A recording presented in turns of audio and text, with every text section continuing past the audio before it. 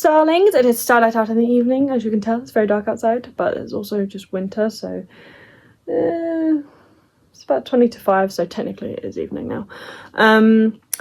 Today's video is going to be about what I perceive in my personal practice as kind of like the life cycle of star dragons, because I was explaining this to someone I know, and she sees these kind of things very, very differently to me, and it was really, really interesting. So I thought I would note everything down and just kind of like try and explain it to her better. But I realized that this is kind of a unique perspective on this thing. Not a whole lot is known about star dragons from my understanding. There are a lot of like links to dragons and stars and starlight energy and things like that, but actual star dragons, like the way that I work with them, is I feel like it's kind of unique to me. So I thought I would share that and kind of let it be known that this is what I'm working with and this is what I'm talking about when I'm talking about star dragons. So personally, I've got a few points, got some notes. We're going to work through them just so that I don't get too distracted, because ADHD. Point number 1 is how I connect with star dragons through Kara, Ten, Nyx, and my kin type. So Kara and Ten are kind of like my dragon guardians. Kara is like my Monte. I don't know if you've done any of the what's the author? It's like right on the tip of my tongue. Can't remember the author, but there's a specific author that does these like dragon books. DJ Conway, that's the one. In DJ Conway's works, she goes over the idea of having like a personal dragon guardian or a Monte. Kara is my Monte. Ten is more of like a co-magician, like learning teacher guide type. So Kara's kind of like my protector, and the fluffy one, I suppose, but still pushes me to be better. And Ten is kind of the like no one cares, work harder type.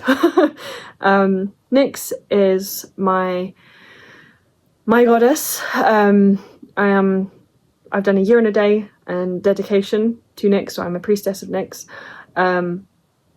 She is literally the stars. She is the night. She is star energy and starfire energy. She is the void. She is everything that kind of she came first. Like chaos is the original existence energy. She was the first thing born of chaos. So Nyx is kind of like everything but born in the void and created stars. So starlight energy, star dragons, and both Kara and Ten and my kin type are all star dragons. They have been linked to her through many different lifetimes in many different forms, but that is kind of like how I best connect with Nyx and myself and my dragons. They are the key 3, including myself, the key 4 connections to star dragons and starlight energy, hence Starlight Priestess. Point number 2, the hierarchy, if you will. The comparison to conception and development of human pregnancy. So it's kind of like, how I see it is it will start with like the first phase is kind of like conception. This is the origin energy, the kind of like when, for example, in human females, when they get pregnant, there is like the first cell split. That is conception. That is the beginning of the cells starting to form to create a life. The various different phases of that pregnancy, of like where things kind of like come into being, is kind of how I see the life cycle, I suppose, of star dragons. And I don't see this for pretty much any other dragons. I don't know why, it's just star dragons. So like the first few cells would be the stardust dragon, that is coming into conception, the origin energy of like the dust, I suppose. All of these cells that are starting to come together to form something, but it still has that like star energy, that dragon energy. The next phase would be, okay, it's kind of, so like it would be forming, I suppose, the egg and the consciousness within the egg. I that makes sense. The next phase is like the egg is fully formed and the consciousness is starting to form it into a being, which would be the dragon. That would be a young star, which is my kin type. Next would be, it's kind of like starting to actually solidify as a form. So it's like actually starting to get a body, I suppose. That would be the middle-aged star. The next part would be the old star, which is kind of like still within the egg. This is the final phase, everything like just finishing touches, I suppose, before the supernova, where the egg cracks and the dragon is kind of born, I suppose. My guardian Kara is a supernova dragon. She is kind of like, it's kind of like a new guardian.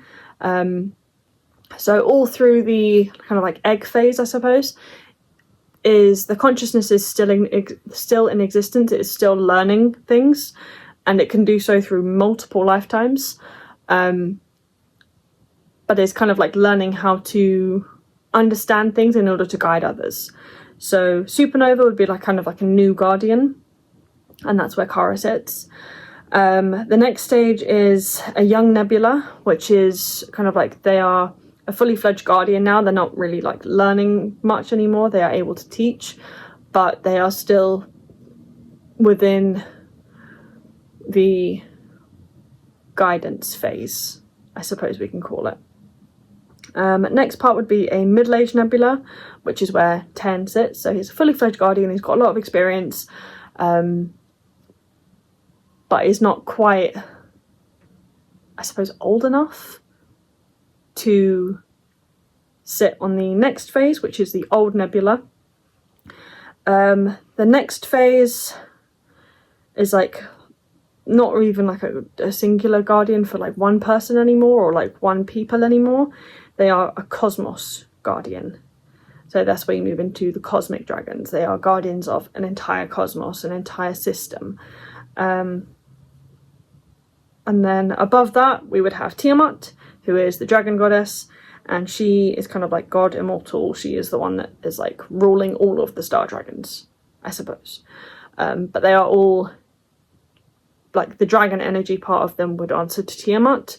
The starlight energy of them would answer to Nyx, in my practice, from what I know.